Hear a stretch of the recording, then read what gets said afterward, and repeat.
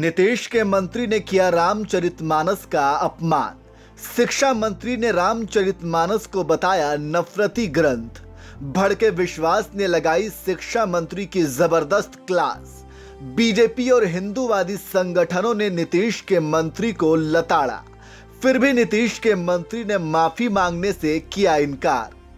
बिहार के मुख्यमंत्री नीतीश कुमार कभी जंगल राज के लिए बदनाम लालू यादव की पार्टी आरजेडी के साथ मिलकर सरकार चला रहे हैं। यही वजह है कि आरजेडी के नेता आज नीतीश कुमार की सरकार में शिक्षा मंत्री बनकर खुलेआम रामचरितमानस जैसे हिंदुओं के ग्रंथ को बदनाम करने में लगे हुए हैं। और मजबूर नीतीश कुमार चाह कर भी अपने इस मंत्री के खिलाफ एक्शन नहीं ले सकते, क्योंकि आरजेडी की बैसाखी के सहारे वो सरकार चला रहे हैं। इसलिए मंत्री बने बैठे आरजेडी के नेताओं को उन्हें बर्दाश्त करना ही पड़ेगा।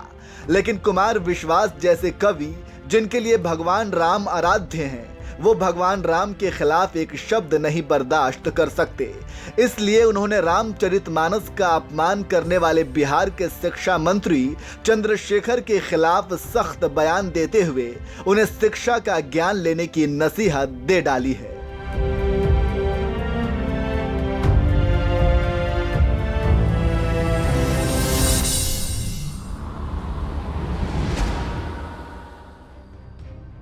दरअसल बीजेपी से गठबंधन तोड़ने वाले सीएम नीतीश कुमार ने लालू यादव की पार्टी आरजेडी के साथ मिलकर बिहार में सरकार बनाई है और इसी वजह से उन्होंने आरजेडी के विधायक चंद्रशेखर को शिक्षा मंत्रालय जैसा अहम पद देना पड़ा, जिससे वो बिहार को शिक्षित बनाने के लिए कुछ अच्छा काम कर सके।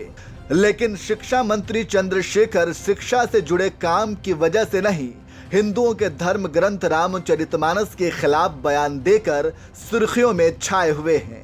उन्होंने रामचरितमानस को नफरत फैलाने वाला ग्रंथ बताते हुए यहां तक कह दिया कि मनुस्मृति ने समाज में नफरत का बीज बोया, फिर उसके बाद रामचरितमानस ने समाज में नफरत पैदा की।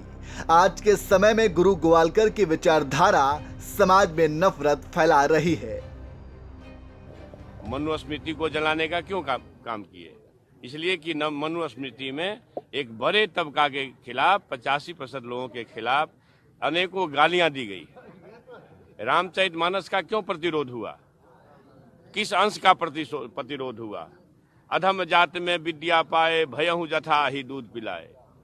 यानी अधम मतलब होता है नीच। दुनिया के लोगों सुनो, आपके माध्यम से कहना चाहता हूँ, नीच जाति के लोगों को शिक्षा ग्रहण करने का अधिकार नहीं था।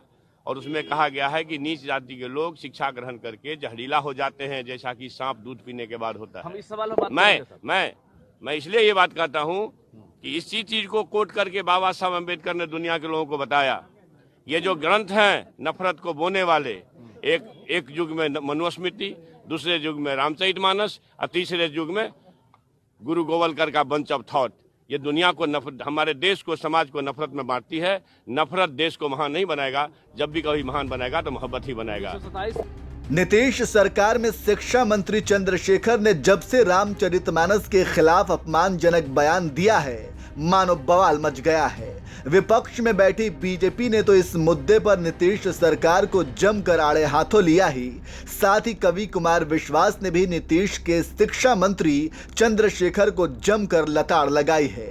अपने कार्यक्रम में अक्सर भगवान राम के जीवन से जुड़े पाठ करने वाले कुमार विश्वास ने एक ट्वीट में तंज मारते हुए लिखा, आदरणीय नीतीश कुमार जी, भगवान शंकर के नाम को निरर्थक कर रहे आपके अशिक्षित शिक्षा मंत्री जी को शिक्षा की अत्यंत अविलंब आवश्यकता है।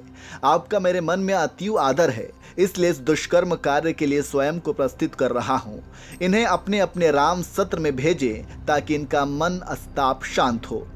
कुमार विश्वास के अलावा बीजेपी नेताओं ने भी बिहार के शिक्षा मंत्री चंद्रशेखर के साथ साथ नीतीश सरकार को भी जमकर आड़े हाथों लिया।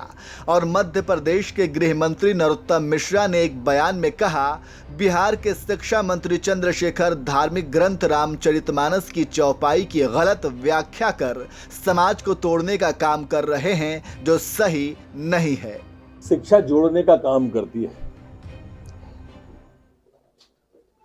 पर बिहार में जो है ना अफरा तफरी का माहौल हुआ है इस बार। पहली बार देखा गया है कि शिक्षा मंत्री ही तोड़ने का काम कर रहे हैं। धार्मिक ग्रंथ की, धार्मिक चौपाई की गलत व्याख्या कर रहे हैं, जो कि ठीक नहीं है और बिहार की स्थिति का भी वर्णन करती है। ये शिक्षा मंत्री जब शिक्षकों की भर्ती पर लाठियां चली तब नहीं बोले थे। मंदिर तोड़ दिया पर एक शब्द नहीं निकला इनके उससे। शराब में, जहरीली शराब से मौतें इतनी ज्यादा हो गई, उसके बावजूद भी एक शब्द नहीं लिखा। लेकिन समाज तोड़ने की बात आई तो भाई उठ के खड़े हो गए। मैं अच्छा नहीं मानता इसको। विश्व हिंदू परिषद के महासचिव मिलिंद पांडे ने तो ऐलान कर दिया कि रामचरितमानस और गोस्वामी तुलसीदास के अपमान पर बिहार के शिक्षा मंत्री माफी मांगे, नहीं तो विश्व हिंदू परिषद आंदोलन करेगी। बिहार के शिक्षा मंत्री चंद्रशेखर ने जिस तरह की भद्दी टिप्पणियां पूज्य गोस्वामी तुलसीदास जी और उनके रामचरितमानस के बारे में, वैसे ही संघ के बारे में और संघ के द्वितीय सरसंघ चालक परम पूज्य गोळवलकर गुरुजी जिन्होंने विश्व हिंदू परिषद की स्थापना की, इनके बारे में की है, वो निंदा योग्य ही है। और इसलिए विश्व हिंदू परिषद यह मांग करती है कि चंद्रशेखर जी ने तुरंत इसके लिए माफी मांगनी चाहिए, अन्यथा विश्व हिंदू परिषद उनके विरुद्ध निश्चित रूप से आंदोलन करेगा। पूज्य गोस्वामी तुलसीदास जी का योगदान हिंदू धर्म के जागरण में, हिंदुत्व की रक्षा में, शौर्य के जागरण में इतना प्रचंड रहा है कि उसका परिणाम केवल भारत में ही नहीं तो भारत के बाहर त्रिनिदाद, सूरीनाम, गयाना ऐसे अनेक देशों में जो बधुआ मजदूर हिंदू समाज के गए थे, उनके धर्म की रक्षा में भी दिखाई देता है। और इसलिए केवल सस्ती लोकप्रियता के लिए महापुरुषों का अपमान हिंदू समाज और नहीं सहन करेगा।